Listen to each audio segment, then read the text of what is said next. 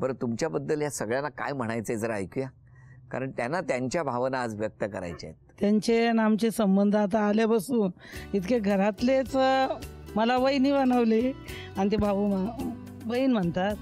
तर असं लय नातं आमचं जवळचं झाले. एका मिरीला आपण भेटू असं कधी वाटलं होतं का? नाही ना. आणि तुम्हाला भेटायची तर माझी लई इच्छा होती खरंच, एकदम मनापासून. अगदी रोज मी म्हणते मी बोलावणार बरं का, पोरांना सांगते मी बोलावणार आपल्याकडं, कधीच नाही सोड. आणि मधली सुट्टी झाली की कुकर लाव, कुठं काय कर, कुठं मन बघणारच, रोजची बघते. मला कळलं म्हणून मी सांगितलं तुम्हालाच इकडे. हा तेच. तर त्या दिवशी 8 तारखेला मला सांगितलं 3 वाजता कार्यक्रम सुरू आहे. बायका आल्या 5 वाजता. 5 वाजता आले तर म्हणलं आज काय ते येणार नाही, दुसरे असे कार्यक्रम आहेत सगळे. पैठणीचा खेळ मग झाला, लय बरेच कार्यक्रम झाले सगळे तिथं. काय आलो नाही तुम्ही आले.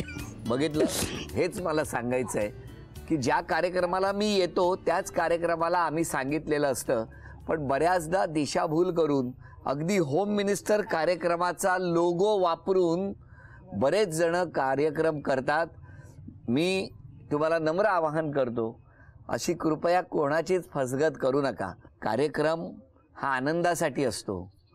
तिथे येणाऱ्या माऊली या खूप विश्वासाने येत असतात आणि अशा वेळेला जर अशा पद्धतीने कोणाचीही दिशाभूल झाली, फसगत झाली तर दुर्दैवाने त्या माऊलीचा हिरमोड करण्याचा अधिकार हा कोणालाच नाही.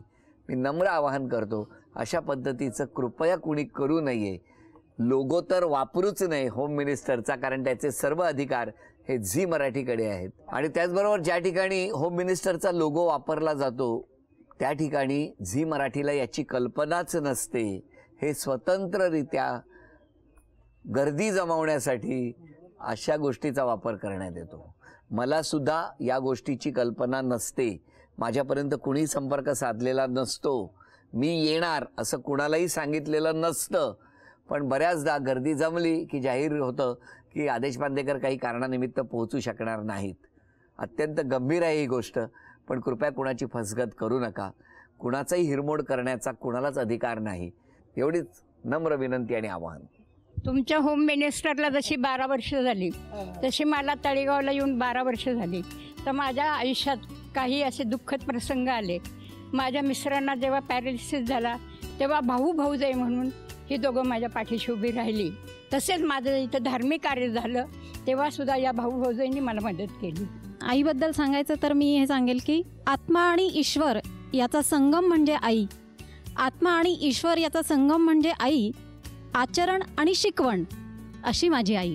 आणि वडिलांबद्दल सांगायचं तर he is like an ocean. म्हणजे दोघंही स्वभावाने शांत दिसत आहेत.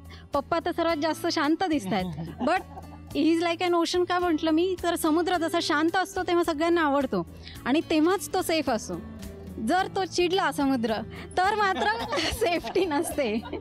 तसं आहे. त्याच्यामुळे आम्ही त्यांना शक्यतो ते शांत कसे राहतील एवढीच काळजी घेतो. आणि सफरचंदाचे काप नीट परतल्यानंतर त्यामध्ये दालचिनी पूड आणि मध घालून पुन्हा नीट परतून घ्यावं. बटर लावलेल्या ब्रेडवर सफरचंदाचे तुकडे, बदामाचे तुकडे, टुटी फ्रुटी, डार्क चॉकलेट आणि मीठ घालून दुसरा ब्रेडचा तुकडा त्यावर ठेवून वरच्या बाजूला बटर लावून घ्यावं. एका बाउलमध्ये स्ट्रॉबेरी सिरप आणि क्रीम घालून सॉस तयार करून घ्यावा. तयार सँडविच पॅन मध्ये बटरवर ग्रिल करून घ्यावं आणि स्ट्रॉबेरी सॉस बरोबर सर्व्ह करावं.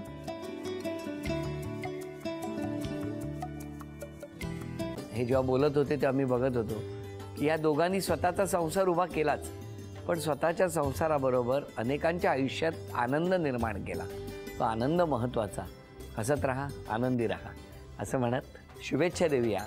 आणि ही झी मराठीकडून भेटवस्तू डेव्हिड तुमच्यासाठी. अभिनंदन.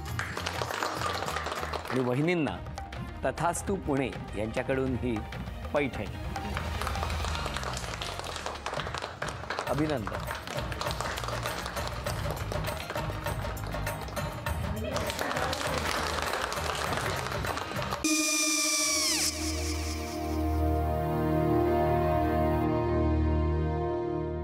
काय गो? हा काय झालं? काय झालं? काय आले मी निकाल लावून आली. हो पण तिची आईच काय बोलली? तिला वाटलं का सगळ्या निशाने आपल्या चुका कबूल केल्या का? आई मी चांगलं सुनावून आली आहे. त्या तिची बाजू घेत होत्या पण मी लक्ष दिलं नाहीये. खूप झालं, खूप झालं आता. चांगुलपणा खूप झाला. मऊ दिसलं ना की कोपऱ्याने खणतात ना माणसं, ते असं. अगो पण आईच म्हणली काय तिची, पटला काय ती का? मला माहिती.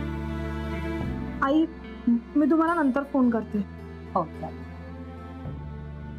आणि आई बाबा जे बोलले त्याचं वाईट नका वाटून घेऊ. सॉरी. सॉरी काय त्या? नेहा आले. आई मी येते. हो काकू येते.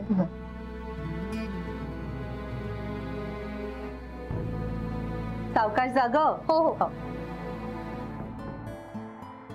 मग काय काकू, कधी उडवता लग्नाचा बार? बघूया.